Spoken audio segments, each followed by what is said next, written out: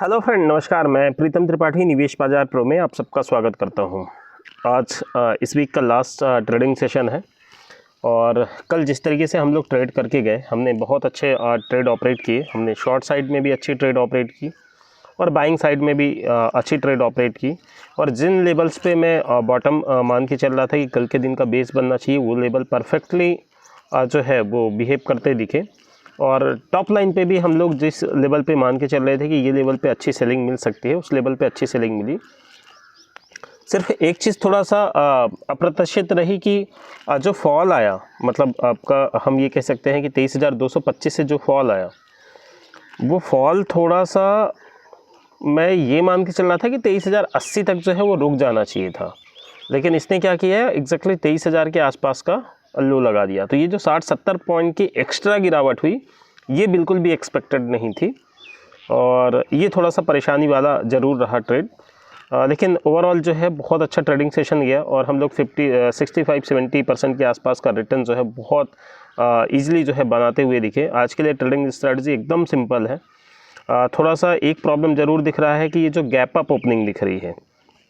Otherwise मैं ये मान के चल रहा था कि 23,000 के आसपास जो है परफेक्टली बाई करके जा सकते हैं 22,950 के स्टॉप लॉस के साथ में। और टारगेट रखेंगे अपन 23,080, 23,175 और 23,230। और मोस्ट प्रोबेबली ये है कि आज 23,240 जो कल का एक अच्छा रेजिस्टेंस दिख रहा था, 235-36 के आसपास पोजीशन गई भी थी, तो उसको अपन थोड़ा ऊपर शिफ्ट कर रहे हैं 280 के आसपास। वैसे तो टेक्निकल रेंज उसकी बन रही 265, लेकिन थोड़ा पॉजिटिव साइड में जाके उसको थोड़ा सा 20 पॉइंट और ऊपर लेके जा रहा हूँ। तो ये हो गई ऊपर की रेंज।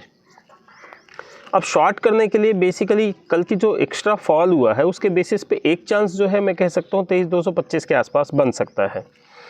और ध्यान रखें, जब भी कोई भी ट्रेड, चाहे वो बाई में हो चाहे वो शॉर्ट में हो, जब भी हम लोग ये ट्रेड ऑपरेट करें तो उसमें एक टाइम ड्यूरेशन देख लें मार्केट के बिहेवियर के हिसाब से कि हमें क्या स्टॉप लॉस लेना है। जैसे ये वाला जो शॉर्ट है, इसका स्टॉप लॉस 23,250 ही बन रहा है, लेकिन वो 23,250 कब ऑपरेट करना है, कब हमने एंट्री ली, लेकिन बाद में हमें ये समझ में आ रहा है कि शायद ये एंट्री सही नहीं है तो उससे एग्जिट लेना है। ये सारी प्रॉपर स्ट्रैटेजी ही है जो आपको परमानेंट जो है बेनिफिट में रखती हैं।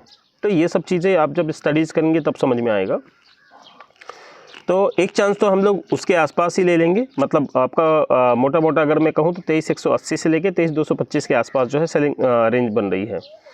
और दूसरी चीज़ ये कह सकते हैं हम लोग कि 23,280 के आसपास एक और सेलिंग रेंज बन रही है। और सारे इंडेक्स को भी फॉलो करते रहेंगे अगर ये समझ में आएगा कि हाँ, निफ्टी में मतलब बहुत ज़्यादा सारे इंडेक्स ही अगर बहुत ज़्यादा एग्रेसिवली ऊपर जाने की कोशिश करेंगे, तब तो हमें वहाँ पे भी जो है तुरंत जो है एग्जिट प्लान बना के रखना पड़ेगा। लेकिन अगर सारे जो इंडेक्स हैं वो नॉर्मल बिहेवियर दिखाते हैं और निफ्टी में थोड़ा रेंज ऊपर बन के आती है, तो वो कंडीशन में अपन डेफिनेटली शॉर्ट मार के और होल्ड कर सकते हैं। और बड़े टारगेट में अगर मैं बात करूं वहाँ से, तो 23,200, 23,120, 23,080 तक के टारगेट जो है वो इजीली बनते हुए समझ में आएंगे।